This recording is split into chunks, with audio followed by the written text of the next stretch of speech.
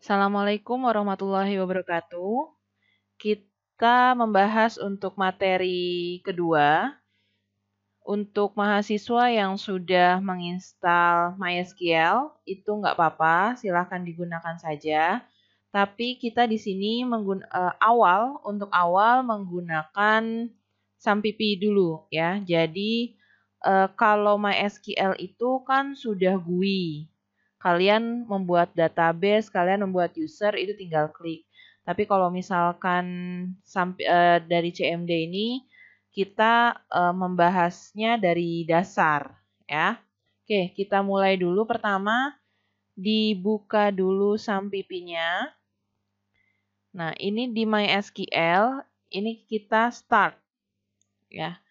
Nah, kenapa di APC tidak kita start? Karena di Apache ini itu untuk di webnya, di web base-nya ya. Nah, karena kita menggunakan CMD, kita hanya menggunakan MySQL-nya saja. Ini di start. Lalu buka command prompt-nya. Di command prompt ini kita ketikkan dir, lalu alamat dari XAMPP-nya. Nah, kita bisa membuka di local disk, biasanya kita installnya di local disk C. Ini ke XAMPP, lalu ke MySQL, lalu ke bin.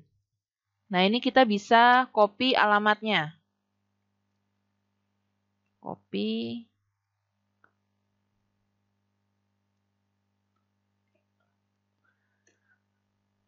Sorry. Bukan dir. Kalau dir ngebuka, maaf. Ya. Nah, ini sudah terbuka di folder bin MySQL.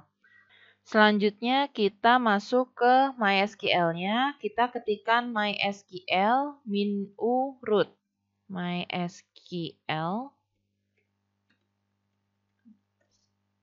Nah, ini kalau versi yang di modul, ini lama ya, makanya dia terbacanya MySQL. Tapi kalau saya install, ini sudah versi baru, dia terbacanya MariaDB. Ya.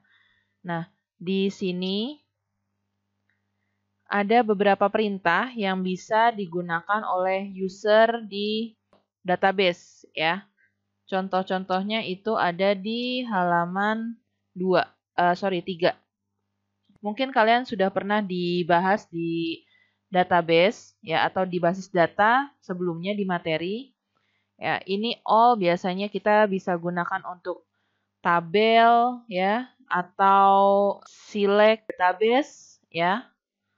Lalu alter juga kita gunakan untuk merubah tabel. Create itu membuat database, create user, membuat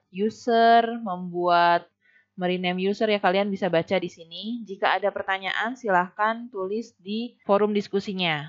Lalu selanjutnya kita akan mempraktekkan membuat dan menghapus user.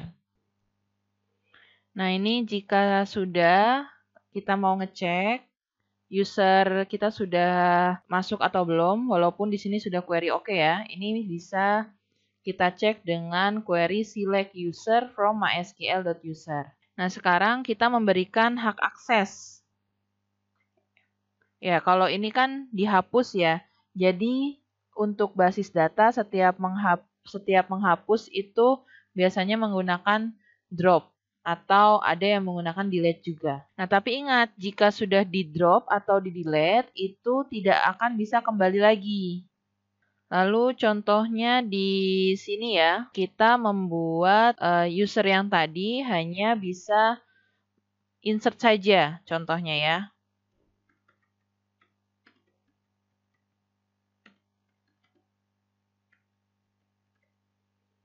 Nah, titik bintang ini adalah maksudnya seluruh tabel yang dipunya, seluruh tabel dan database yang kita miliki.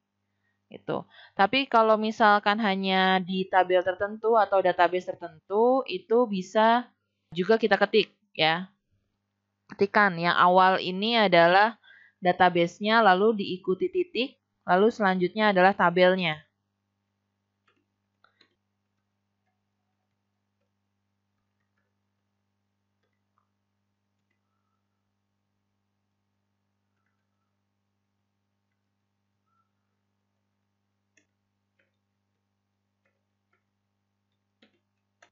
Nah, ini dari sisi user praktek basis, ya, ini hanya bisa insert saja.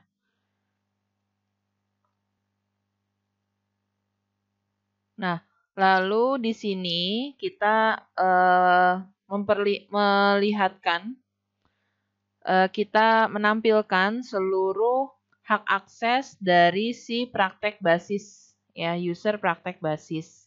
Nah, untuk mencobanya, kita exit dulu.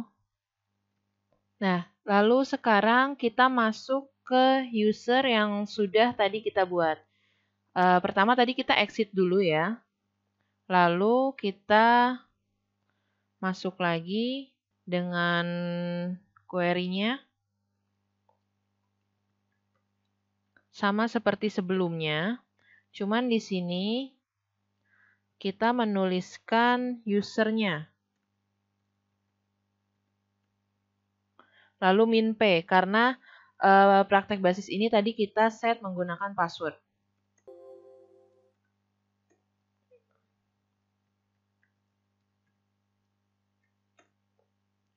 Nah, ini sudah masuk ya, sudah masuk. Lalu di sini kita coba untuk membuat database.